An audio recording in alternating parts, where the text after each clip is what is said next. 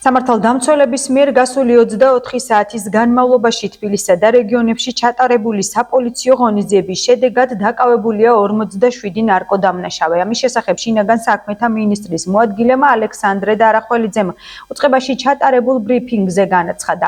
მისივე თქმით, დაკავებულთა უდიდეს ნაწილს ნარკოტიკების რეალიზაცია, ხოლო ნაწილს განსაკუთრებით დიდი ოდენობით ნარკოტიკული საშუალებების უკანონო შეძენა, შენახვა, უკანონო რეალიზაციის მცდელობა, ხელშეწყობა ედება ბრალად. საქართველოს შინაგან საქმეთა სამინისტრო ნარკოტიკების უკანონო ბრუნვისა და გავრცელების წინააღმდეგ საპოლიციო ღონისძიებებს ინტენსიურ რეჟიმში აგრძელებს.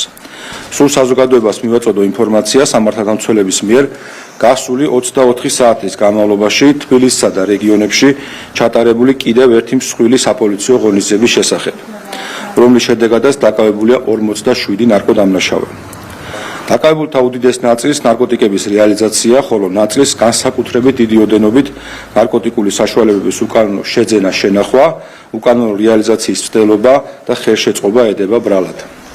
დანაშაულები 20 წლამდიან უვადო თავისუფლების აღკვეთას ითვალისწინებს. აღნიშნული საპოლიციო ღონისძიება საქართველოს შინაგან საქმეთა სამინისტროს თანამშრომლებმა გენერალურ პროკურატურასთან ერთად მოსამართლის განჩინების საფუძველზე ჩაატარეს. დაკავებულებს შორის არიან როგორც საქართველოს, ასევე უცხო ქვეყნის მოქალაქეები.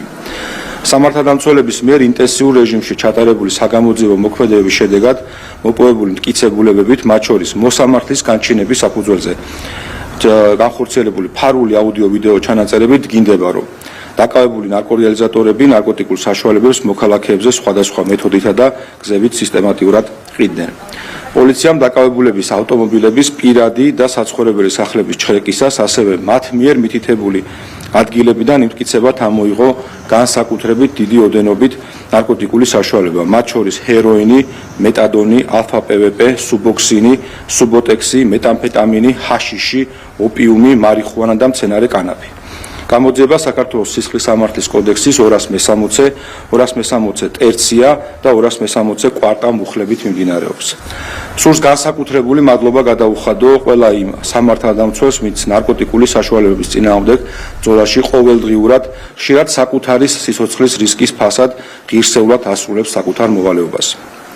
ჩვენს მიერ გაცხადებული პოლიტიკა ნარკოტიკების წინააღმდეგ ბრძოლის მიმართულებით კაფიო და უცვლელია. კანონის სრული სიმკაცრით დაიჯება ყველა ის პირი, ვინც საფრთხის ქვეშ დააყენებს ჩვენი მოქალაქეების, განსაკუთრებით კი ახალგაზრდების სიცოცხლეს და ჯანმრთელობას.